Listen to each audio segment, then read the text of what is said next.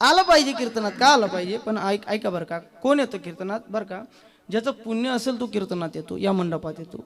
संतांच्या आणि देवाच्या मनात असेल तोच माणूस इथं येऊ शकतो. काय मी माझ्या कीर्तनातून उदाहरण देतो म्हणजे लक्ष देईल. कारण संसारात वावरत असताना, लौकिकात वावरत असताना माणूस प्रत्येक गोष्टीच्या पाठीमागे पुण्य लावत असतो. पाना एखादा महिंदळा नगरीतील मुलगा जर नोकरीला लागला, नोकरीला लागल्यानंतर 2-3 त्याचे मित्र त्याला भेटायला गेले, अभिनंदन केलं. तो मुलगा म्हणतो, दादा संपूर्ण महिंदळे गावात माझ्यासारखा विद्यार्थी कोणीच नव्हता, पण माझं काहीतरी पूर्वीजन्मीचं पुण्य असेल तर मी त्या ठिकाणी नोकरीला लागलो. पण नोकरी लागली तरी पुण्य आहे. एखादा महेंदळी नगरीतून धुळ्याकडे जात असेल, जाता जाता साखरी रोडला मोटरसायकलने चालता चालता समजा त्याचा ॲक्सिडेंट झाला, होऊ नये समजा झाला, झाल्यानंतर त्याला सिद्धेश्वर हॉस्पिटलमध्ये त्या ठिकाणी दाखल केलेलं असेल. आपल्या गावातील 5-50 लोक त्याला भेटायला गेली, त्याला पाहून फळं वगैरे घेऊन गेली. त्या ॲक्सिडेंट झालेल्या माणसाने त्या 5-50 लोकांना पाहिलं, तो ढासा रडायला लागला आणि रडत असताना म्हणतो, दादा उसाने भरलेला कंटेनर माझ्या अंगावर आला होता, 1% वाचण्याची शक्यता नव्हती, पण माझं काहीतरी पाना पूर्वी जन्मीचं पुण्य असेल तर माझा प्राण तेच नाही. पाना नोकरी लागली तरी पुण्य आहे, अपघातातून वाचला तरी पुण्य आहे बरं का योगेश बाबा. काही लोक तर संसारात याच्या पुढे जाऊन पुण्य लावतात. काही लोक तर म्हणतात, महाराज आमचं काहीतरी पूर्वी जन्मीचं चांगलं पुण्य असेल तर आम्हाला बाई चांगली लावतात ना लोक पुण्य. मग मला म्हणायचं एक आहे, लौकिकात मार्मिक गोष्टींसाठी जर माणूस मागे पुण्य लावत असेल, तसं या धर्म मंडपात येण्यासाठी सुद्धा, कारण देवाच्या आणि संतांच्या मनात असेल तरच आपण इथं येऊ शकतो. देवाच्या आणि संतांच्या मनात नसेल तर आपण इथं येऊ शकत. जरी आपण कीर्तनाला घरून निघालो, मला कीर्तनाला जायचं आणि देवाच्या आणि संतांच्या मनात नसेल, माणूस चालत चालत येतो, मंडपात बसणार नाही, फिरून घेतो आणि परत घरी, पण तो कधी मंडपात बसणार नाही. का? कारण संतांच्या मनात नाही. काय मी कीर्तनातून एक उदाहरण देतो ऐका. जिंदगी में सपने तो हर कोई सजाता है, पर लेकिन हर किसी का सपना पूरा नहीं होता है. का बरं का, मार्मिक शब्द आहेत, लक्ष दिले तर कळेल. जिंदगी में सपने तो हर कोई सजाता है, पर लेकिन हर किसी का सपना पूरा नहीं होता. उसी तरह इस धर्म मंडप में तो हर कोई आना चाहता है, पर लेकिन आता तो ही है जिसे मेरे ज्ञानोबा राय तुकोबा राय बुलाते हैं. ज्ञानोबा राय तुकोबारांच्या मनात असेल तोच माणूस जिथे येऊ शकतो. मी सांगून गेलो, प्रत्येक गोष्टीच्या पाठीमागे पुण्य पाहिजे, कारण पुण्याशिवाय काहीच होत नाही. कारण माझ्या नामदेवरायांना काही साधकांनी प्रश्न केला, म्हणले नामदेवराया तुमच्या हातून परमात्मा दूध प्राशन करतात, तुमच्याशी परमात्मा चर्चा करतो, तुमच्या हातून परमात्मा नैवेद्य ग्रहण करतो, नेमकं याच्या मागचे श्रेय काय? तेव्हा माझ्या नामदेवरायांनी सांगावं, बाबा आमच्या हातून परमात्मा दूध प्राशन करतात, आमच्या हातून परमात्मा त्या ठिकाणी नैवेद्य ग्रहण करतो, नेमकं याच्या मागचं श्रेय फक्त एकच आहे. काय? जन्मोजन्मी आम्ही बहु पुण्य केले, तेव्हा या विठ्ठले कृपा केली, तेव्हा या विठ्ठले कृपा केली, तेव्हा या विठ्ठले कृपा केली. जन्मोजन्मी आम्ही बहु पुण्य केले, तेव्हा या विठ्ठले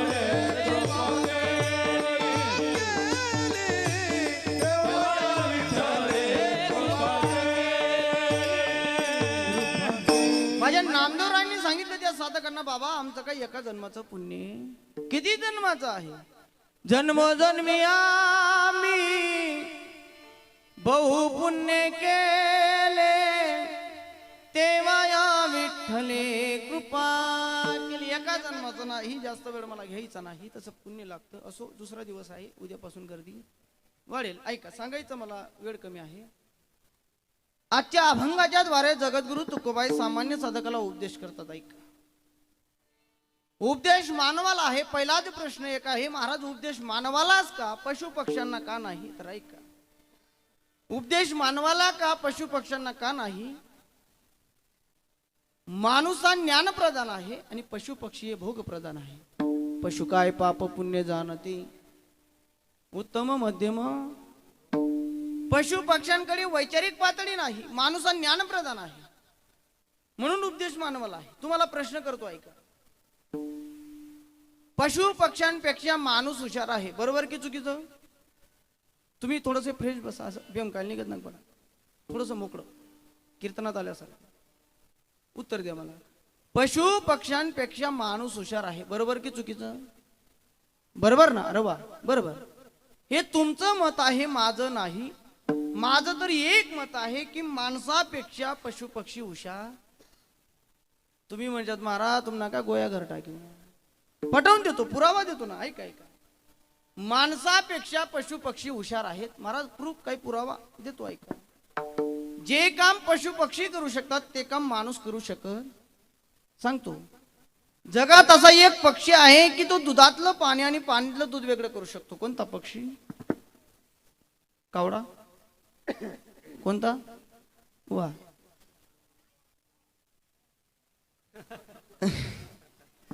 ऐका ऐका, इकडे लक्ष द्या. बरोबर दिलं उत्तर मधून. राजहंस नावाच्या पक्षाकडे अशी चातुर्यता आहे की तो दुधातलं पाणी आणि पाणीतलं दूध वेगळं करू शकतो. समजा तेच काम एखाद्या माणसाला सांगितलं, दादा आम्हाला दुधातलं पाणी आणि पाणीतलं दूध वेगळं करून दाखवा. तो माणूस म्हणेल, दादा मला दुधात पाणी टाकता येईल पण दुधातलं पाणी काढता येणार नाही, जमणार. ते काम कोण करू शकतं? पक्षी करू शकतं. राजहंस नावाचा पक्षी करू शकतं, म्हणजे माणसापेक्षा हुशार. बरं, हे उदाहरण तुम्हाला कमी वाटत असेल, दुसरं उदाहरण देतो ऐका. जगाच्या पाठीवर असा एक पक्षी आहे की त्याचं घरटं जर इंजिनियरच्या बंगल्यासमोर ठेवलं तर इंजिनियरचा बंगला फिका पडतो. कोणता पक्षी? कोणता? ओ सुतार, सुगरण. क्या बात आहे. ऐका ऐका, सुगरण नावाचा पक्षाचं घरटं. आता सुगरण नावाचा पक्षी काही कुठं धुळ्याला इंजिनिअरिंग करायला गेला का? म्हणजे माणसापेक्षा हुशार. बरं, हे उदाहरण तुम्हाला कमी वाटत असेल, पुढचं उदाहरण देतो. जगाच्या पाठीवर असा एक पक्षी आहे की त्याचा आवाज लता मंगेशकरच्या आवाजापेक्षा सुंदर आहे. कोणता पक्षी? वा. आता कोकिळी नावाचा पक्षी काही कुठं पुण्याला गायनाच्या क्लासाला गेला का? म्हणजे पक्षापेक्षा, माणसापेक्षा पक्षी. बरं, हेही उदाहरण तुम्हाला कमी वाटत असेल तर पुढचं उदाहरण देतो. जगाच्या पाठीवर असा एक प्राणी आहे, जर समजा पोलिसांकडनं चोरी सापडत नसेल तर त्या प्राण्याच्या आश्रयाने चोरी सापडवली जाते. कोणता प्राणी? ओ कुत्रा. श्वान पथक. काय? श्वान पथक. म्हणजे जिथं माणसांचा पर्याय संपतो तिथं प्राण्यांचा पर्याय चालू होतो, म्हणजे माणसापेक्षा. बरं, हेही उदाहरण तुम्हाला कमी वाटत असेल, महिला मंडळ तुमच्यासाठी सांगतो. का? कारण घरात जास्त तुम्ही राहतात. आपल्या घरात असा एक प्राणी आहे, वरती फेकल्यानंतर खाली पडत असताना कधीच पाठीवर पडत नाही, पायावरच पडतो. कोणता प्राणी?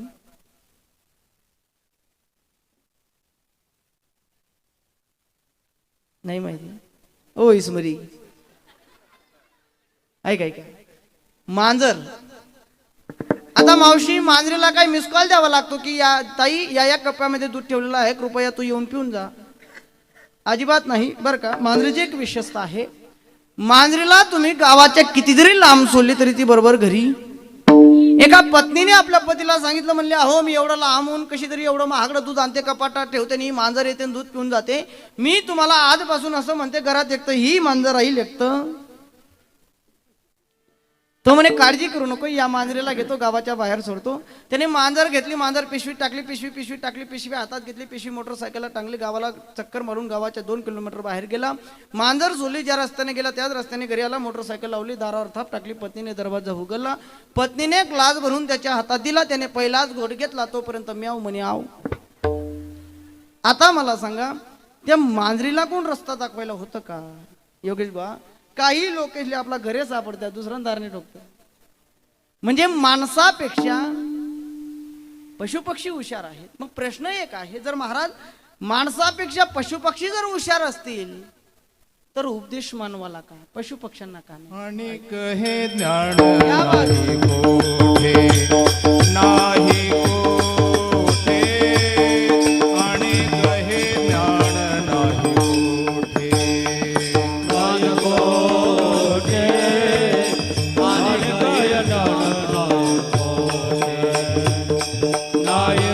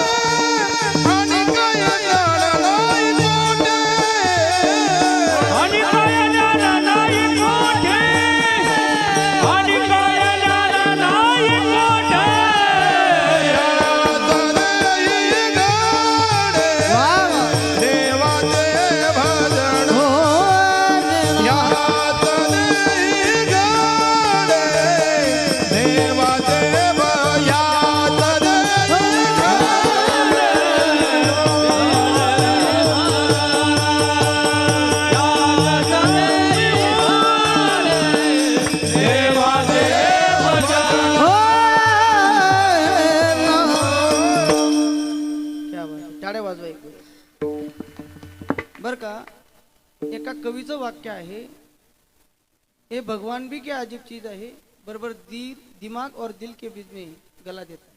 बरं का, एका कवीचे वाक्य आहे, बाकीच्यांना कळणार नाही ते. ऐका ऐका काय म्हणतात, हे भगवान भी क्या अजीब चीज आहे, बरोबर दिल म्हणजे आमिर खानचा नाही आपला, बरोबर दिल और दिमाग के बीच में गला देता है. ज्यांना कळालं त्यांना कळालं, बाकीच्यांनी प्रसाद घेऊन जा.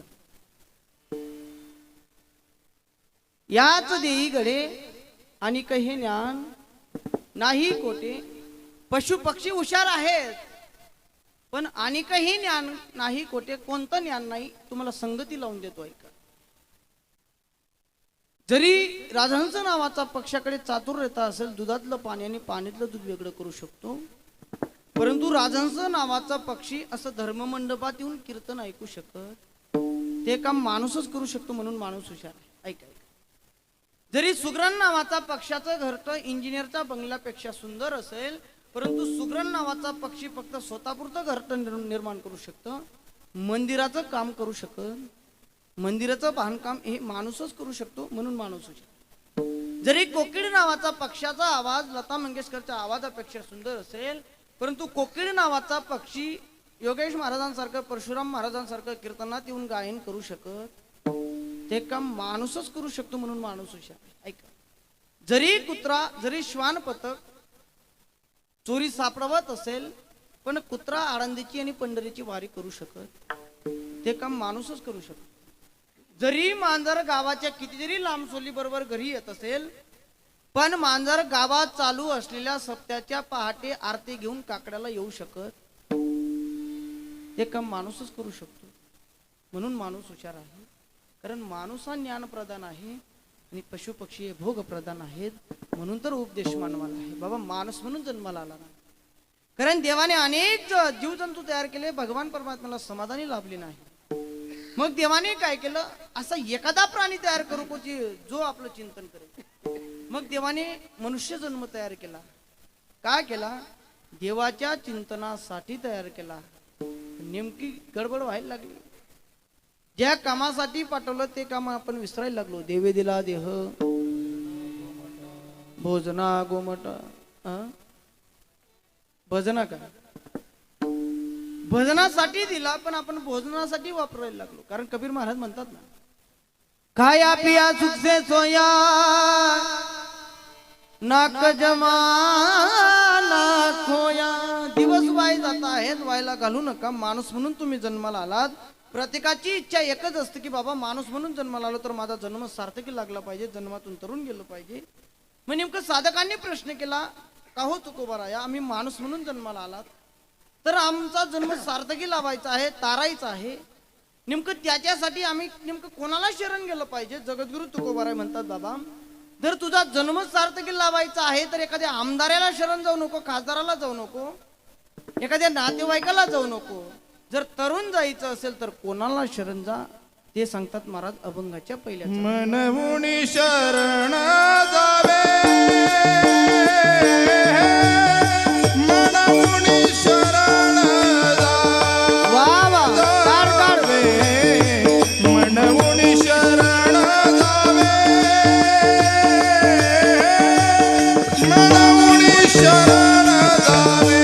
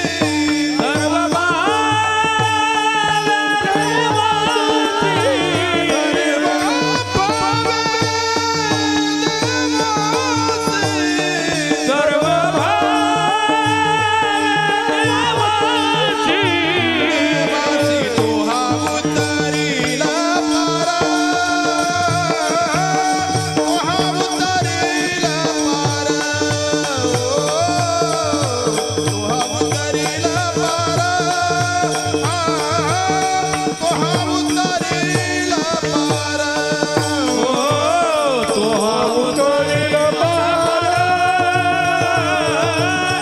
तो हा उतरील पार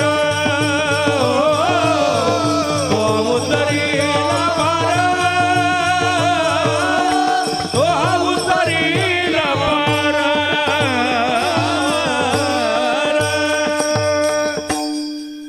अभंगाच्या पहिल्या चरणात जगद्गुरु तुकोबाराय सांगतात बाबा त्या देवाला शरण गेल्याशिवाय पर्याय नाही.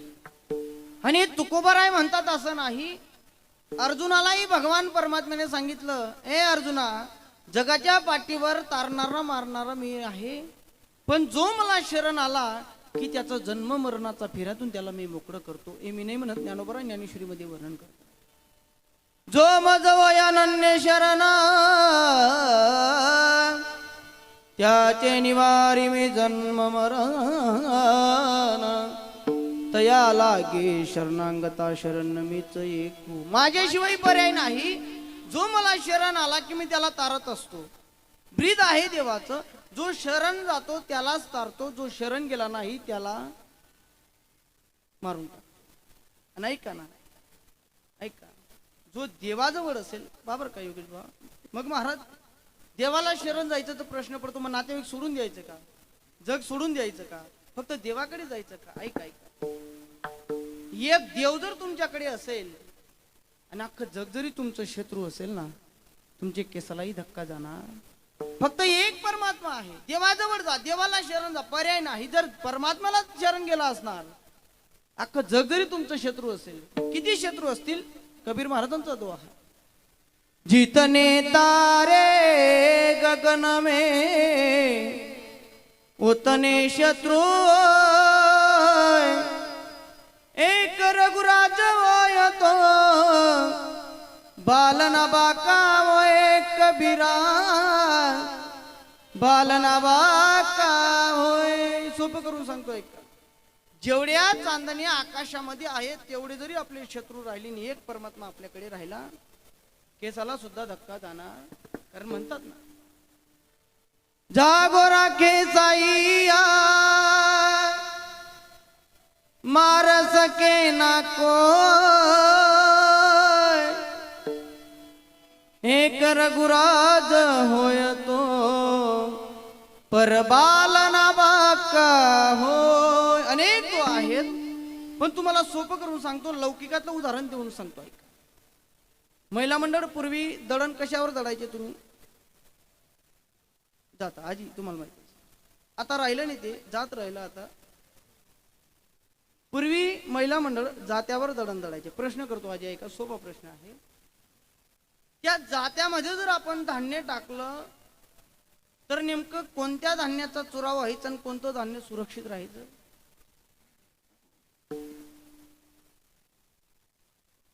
ऐका, माहिती तुम्हाला, पण उमदी जे खुंट्याजवळ आहे ते सुरक्षित राहायचं, पण जे खुंट्यापासून लांब गेलं की त्याचा चुरा व्हायचा.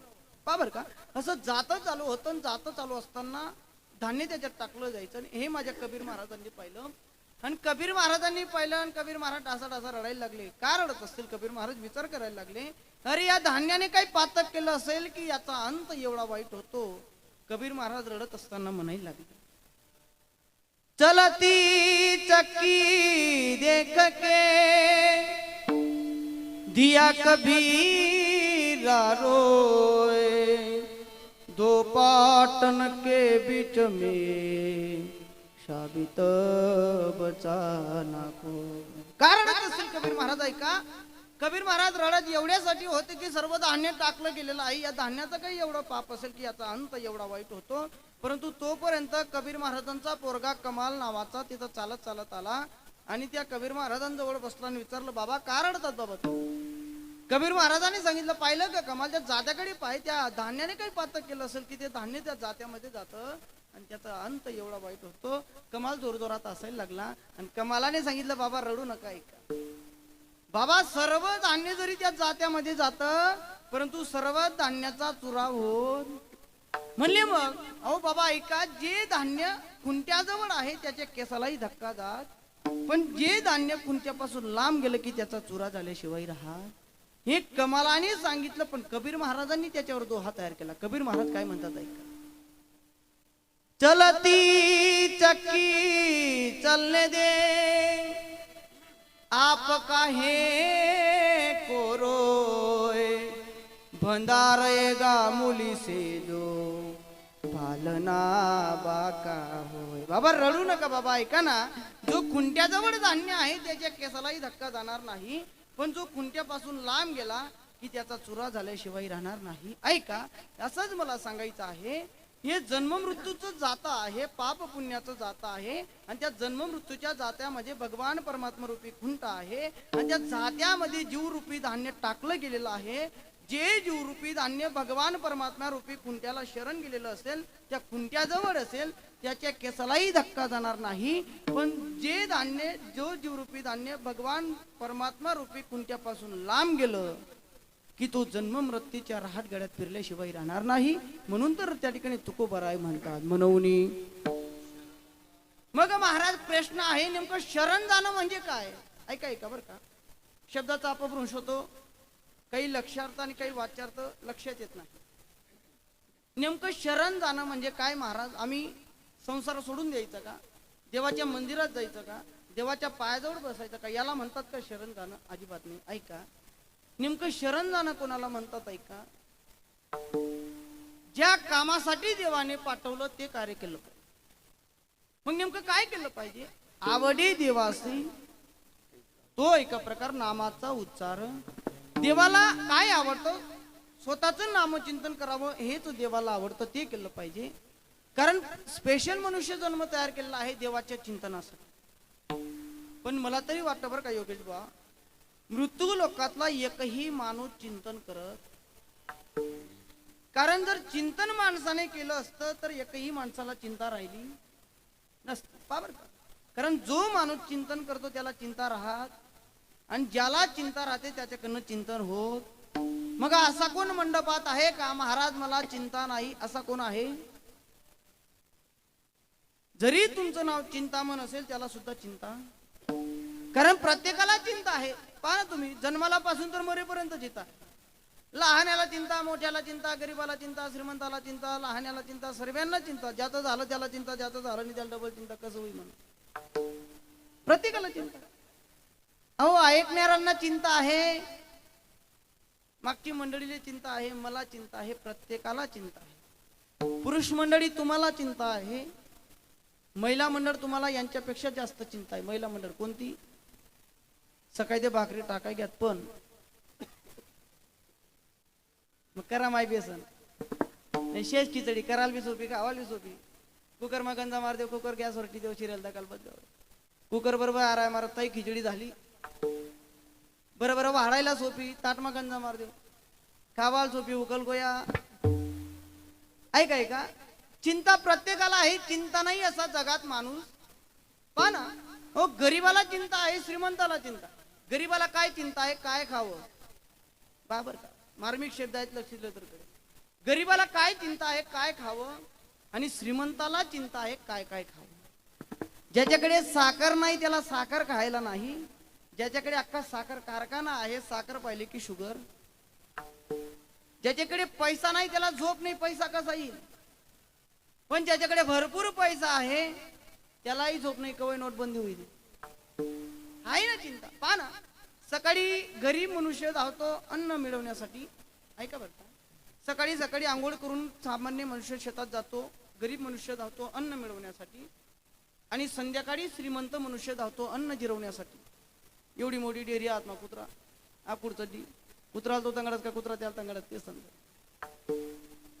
चिंता नाही असा जगात माणूस नाही. ऐकाय योगेश बुवा, जगात दोन शब्द सारखे आहेत, एक चिंता आणि एक चिता. पाबर का, शब्द सारखे आहेत, फरक काय फक्त अनुस्वाराचा.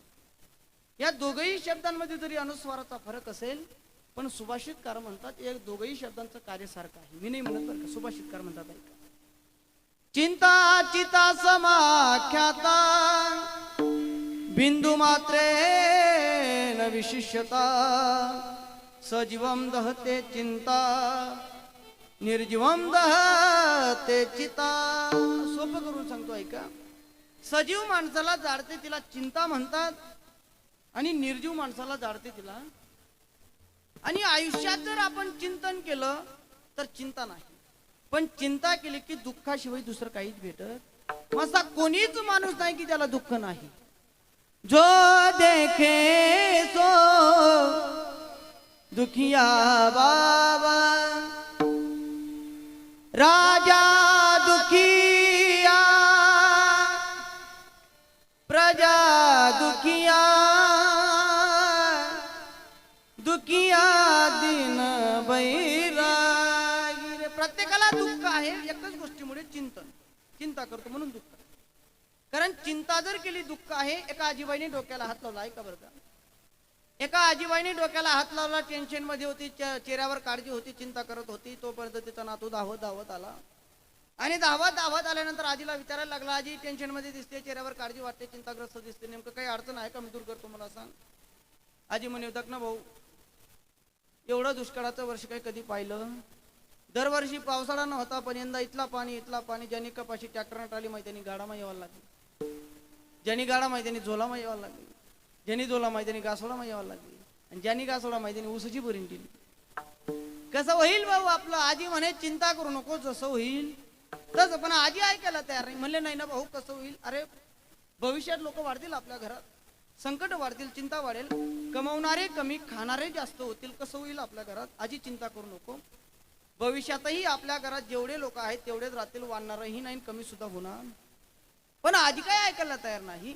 त्या मुलाने सांगितलं, आजी घाबरू नको, तुला लोक मोजून दाखवतो केवढे आहेत आपल्या घरात, तेवढेच राहतील, वाढणारही नाही, कमी सुद्धा होणार नाही. मग त्या मुलाने सांगितलं, आजी ऐक, किती लोक राहतील? मम्मी, पप्पा, दीदी, तू, मी, किती लोक झाले? किती? 5. आजी घाबरू नको, चिंता करू नको, घरात 5च लोक राहतील, वाढणारही नाही, कमी सुद्धा होणार.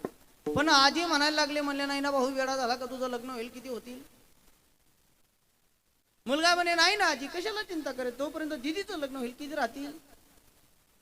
5. आजी म्हणे, नाही ना भाऊ, येडा पण नका, तुला पोऱ्या होई कितला होती? मुलगा इंग्लिश मिडियमचा विद्यार्थी होता, आगाऊ होता. म्हणे, नाही ना आजी, तशा तू पुढे जाशी 5च राहतील. ऐका, विनोद म्हणून वेळ घ्यायचा नाही. जीवनात चिंता केली